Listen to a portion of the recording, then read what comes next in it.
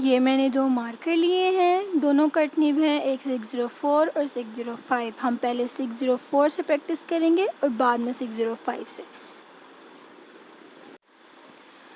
तो जी ये हमने 604 मार्कर लिया। अब देख सकते हैं इसमें एक कौन सा पॉइंट ऊपर है निब का और एक नीचे है। तो हमने इसको बिल्कुल हॉरिजॉन्टल रखना है, बिल्कुल स्ट्रेट, एकदम लाइन के पैरेलल होना चाहिए। जिस तरह ये देखें, बिल्कुल इस तरह से। आपने बिल्कुल भी इसको वर्टिकल में नहीं रखना, निब को बिल्कुल लाइन के पैरेलल रखना है, लाइक दिस। और फिर आपने 60 की एंगल के ऊपर एक लाइन खींचनी है। ये सिर्फ कर्सिव राइटिंग वालों के लिए है, जो ज्वाइन राइटिंग करते हैं। और फिर आपने अपने स्लैंट में, बिल्कुल एक ही स्लैंट में आपने सारा कुछ लिखना है। आपने वर्ड्स वगैरह, मतलब एक कोई स्ट्रेट स्लैंट है, एक वर्टिकल, इस तरह करके नहीं करना।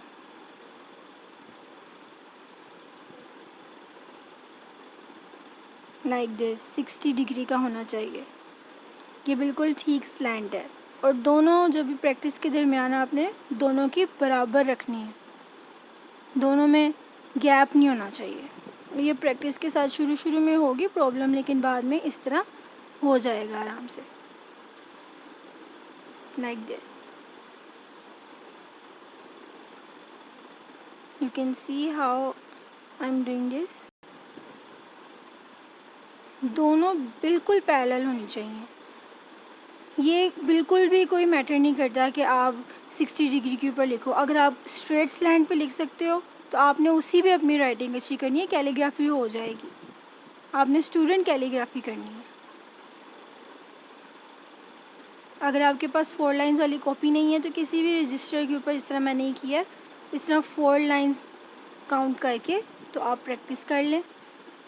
प्रैक्टिस करनी है आपने तो सिर्फ। और हेडिंग्स के लिए वैसे भी आपको बड़ा लिखने की ज़रूरत पड़ेगी, आपने मार्कर से छोटा नहीं लिखना। तो ये आपको मैं बता रही हूँ, सबसे पहले आपने छोटी लाइन लगानी है। ये बेसिक स्ट्रोक है।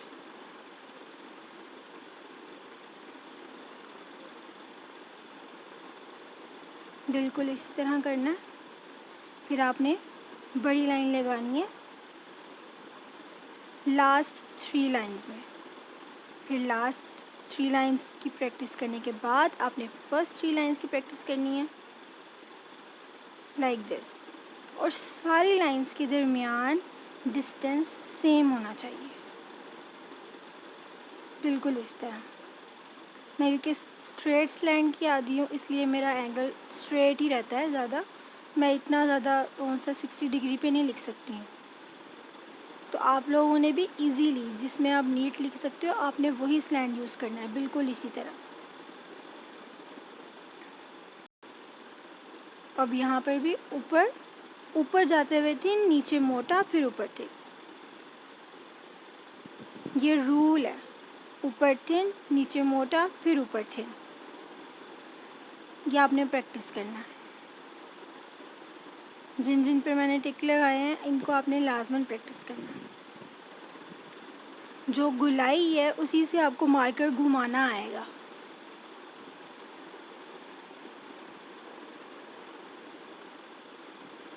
अब आप ये देखें, अब आगे जो स्ट्रोक्स हैं, इन सब स्ट्रोक्स को आपने सबसे पहले प्रैक्टिस करना है। और मार्कर की पोजीशन का ध्यान रखना है, मार्कर की निब का ध्यान रखना है। ग्रिप सही होगी तो आप प्रैक्टिस करेंगे, आपको मुश्किल नहीं होगी। मार्कर से आप शेप सही बनाएंगे।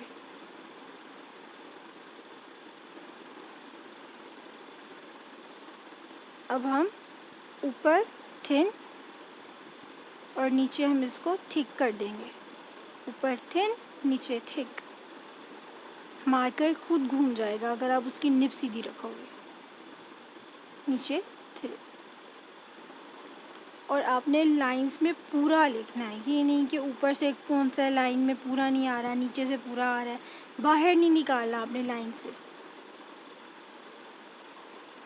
बिल्कुल इस तरह। अब हमने ऊपर से नीचे आना है तो थिक थिक साइड रखनी है, और जब हम नीचे से ऊपर जाएंगे तो फिर हमने टिप से लिखना है, बिल्कुल इस तरह थिक। अब ऊपर टिप से लिखेंगे थिन।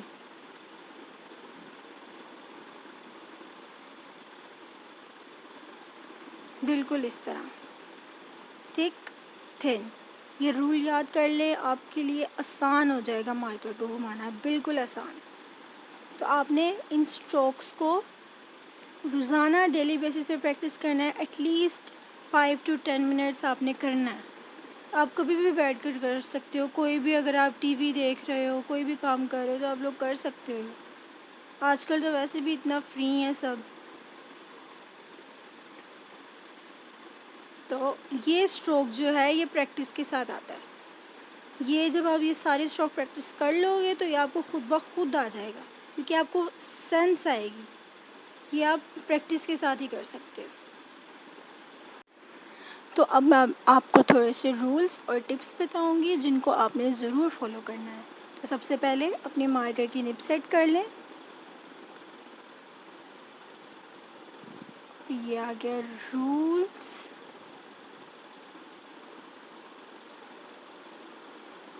देख सकते हैं आप मैंने कैसे लिखा है, ये आपके सामने ही लिखा है बिल्कुल।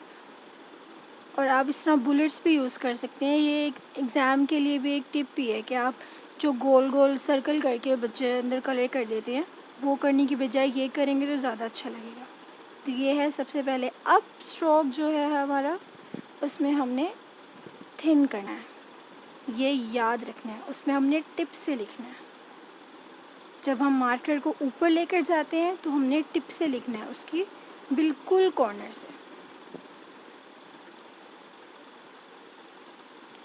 और जो हमारा डाउन स्ट्रोक होगा,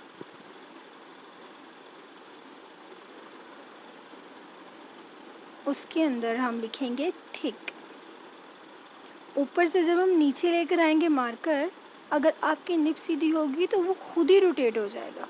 आपको खुद रोटेट करने की ज़रूरत नहीं पड़ेगी। आप बेशक ये घर में प्रैक्टिस करके चेक कर लें, लेकिन आपने कोशिश करनी है कि आप अपने मार्कर की निब सीधी रखें। निब अगर आपकी लाइन के बिल्कुल पैरेलल हुई तो आप मार्कर चलाना आसान होगा। इन रूल्स पे मैं अभी भी प्रैक्टिस कर रही हूँ, तो मेरी राइटिंग ये बहुत बेहतर हो गई है। तो अगर आप लोग प्रैक्टिस करेंगे, आई एम 100% श्योर कि ये बेहतर हो जाएगी।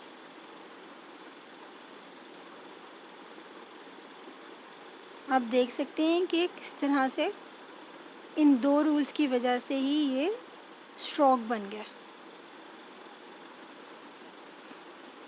इससे भी आप जो रोटेशन है मार्कर की, उसकी प्रैक्टिस कर सकते हैं।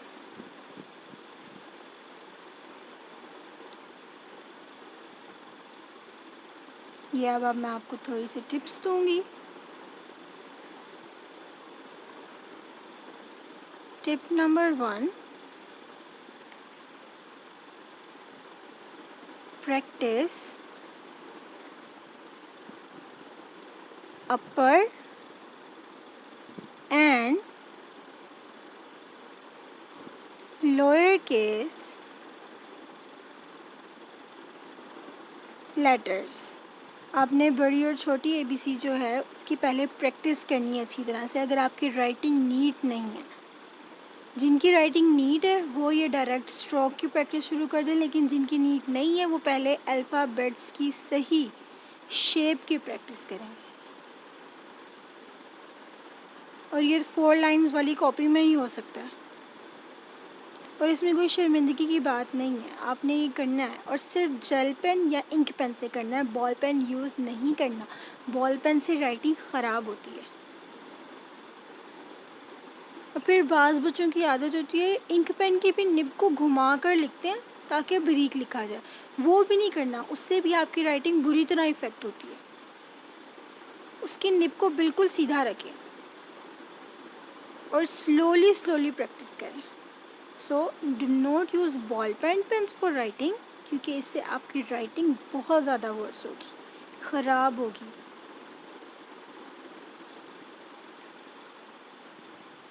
और हमें भी इतनी ज़रूरत भी नहीं है ये यूनिवर्सिटी स्टूडेंट्स में ही होगा बॉल पेन्स का ज़्यादा।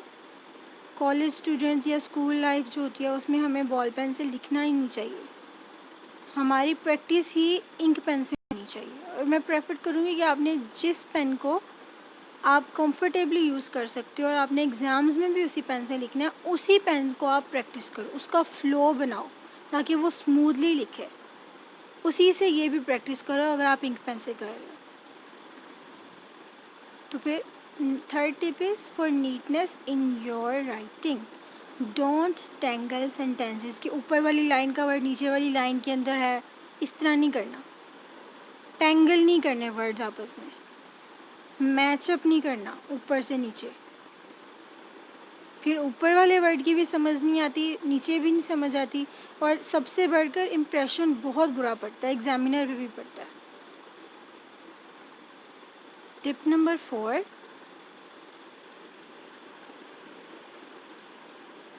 इस प्रैक्टिस के बाद आपने जो काम करना है, इस प्रैक्टिस के बाद कि आपने पहले ABC कर ली प्रैक्टिस, उसके बाद आपने स्ट्रोक्स की प्रैक्टिस कर ली, फिर आपने कुछ पैनग्राम सेंटेंसेस होते हैं, पैनग्राम सेंटेंसेस गूगल पे भी मिल जाएंगे, लेकिन मैंने उनसे इजी जो थे उनकी वीडियो लिखी है, उसके ऊपर एक वीडियो बनाई है, तो मैं उसका लिंक डिस्क्रिप्शन में डाल दूँगी, आपने उसको लाजमन देखना है। पैनग्राम सेंटेंसेस का होता है कि सारे अल्फ़ाबेट्स ABC टोटल जो है वो एक सेंटेंस के अंदर होती है, और उस सेंटेंस की वजह से आप ज़्यादा अच्छी प्रैक्टिस कर सकते हो। तो आपने उस वीडियो को लाजमन देखना है, मैं उसका लाजमन लिंक सेंड कर दूँगी। फिर देखिए, इस तरह मैंने कहा है अभी, गैप भी नहीं देना अपने दरमियान में, डोंट स्पेस अप लेटर्स, बहुत बुरा लगता है, स्पेस दें, इक्वली दें।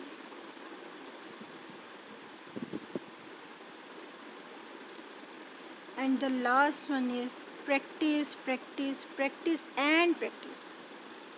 As practice makes a man perfect. तो अब आपने इस कोड पर अमल करना है। So like, share and subscribe my channel and let me know in the comments below. Allah Hafiz.